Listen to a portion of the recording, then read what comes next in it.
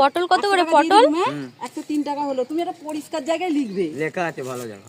হ্যাঁ সবজি তুলছি। 50 পটল কত করে গো? পটল 10 আলু করকম আলু সেই ভালো আলু কত? ভালো এটা ও মা একটু পাকা তেঁতুল দাও না। 20 টাকা।